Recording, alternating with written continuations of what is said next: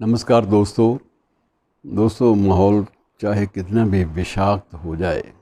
लेकिन जब संवेदनशीलता कहीं ना कहीं जहन में, मस्तिष्क में घर बना लेती है, तो व्यक्ति का वो पद कोई भी हो, व्यक्ति की सोच कितनी भी सुदृढ़ हो, संवेदनशीलता तंग करती है और वो मानवीय धरातल पर सोचने के लिए विवश करती है, और इसमें कोई संदेह नहीं। और ये जो अब मैं प्रसंग आपसे बांटने जा रहा हूँ, ये प्रसंग हमारे वर्तमान प्रधानमंत्री की ज़िंदगी से जुड़ा हुआ है। वर्तमान प्रधानमंत्री उनके आप अक्सर पढ़ चुके हैं बहुत सारी सामग्री, और पिछले दिनों ही उनकी माता श्री ने जब ज़िंदगी के 100वें वर्ष में प्रवेश किया, तो उस अवसर पर लंबा चौड़ा आलेख आपने देखा, पढ़ा और मनन भी किया। और कई बार ये भी हो सकता है कि भाव प्रवणता ने आपको भी कुछ पलों के लिए घेर लिया हो कि व्यक्ति वस्तुतः बेशक प्रशासन की दुनिया में,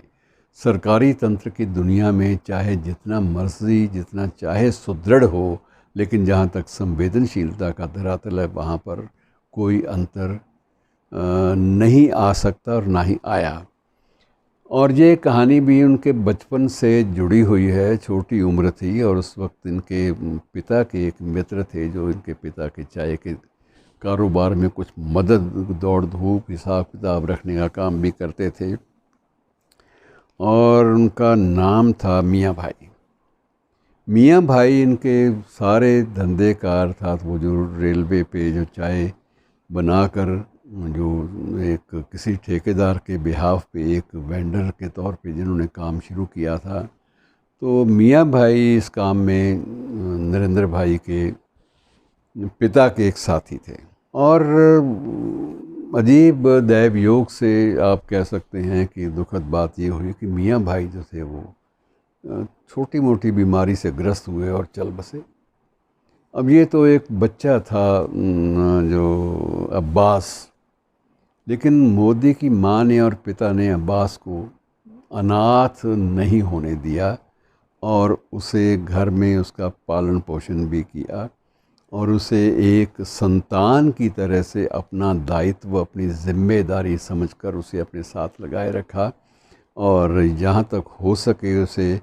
शुरुआती दौर में कहीं और भटकने नहीं दिया, अपने ही घर में रखा। और ये भी सुनिश्चित किया कि इसकी पढ़ाई लिखाई भी जैसे नरेंद्र की चलती है, नरेंद्र भाई की, वैसे इसकी पढ़ाई लिखाई भी जो शुरुआती दौर है स्कूल का, उसमें वैसे चलती रहे, बाकी आगे जो इसका मुकद्दर।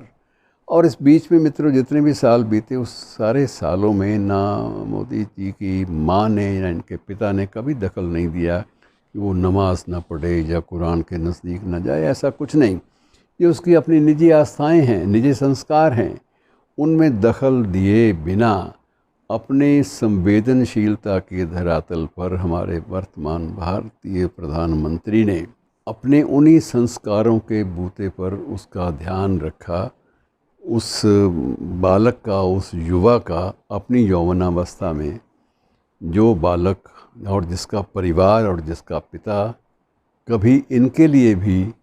उतना ही सम्मानित था जितना कि उसके लिए अपने अब्बास के लिए। वो उस वक्त उनको भी अब्बू ही कहा करते थे, अब्बास के पिता को भी, जब तक वो ज़िंदा रहे। तो ये चीज़ें, मैं सिर्फ कहने का मेरा मकसद ये है कि जो संवेदना है ये बिल्कुल अलग है। संवेदना में कभी भी आप नफ़रत का जहर, घृणा का जहर, भेदभाव का जहर आप जितना चाहे घोल लें, लेकिन घुलेगा नहीं, क्योंकि आप मूल रूप से संवेदनशील हैं। मूल रूप से आप में कहीं ना कहीं मानवता कुनमुनाती है, और वो आपको किसी भी अन्य नकारात्मक सोच की ओर जाने ही नहीं देती। तो ये जो चीज़ें हैं, छोटी छोटी चीज़ें, हमें अपने नज़रिए को, अपने दृष्टिकोण को एक विशाल रूप देने पर विवश भी करती हैं। शुक्रिया।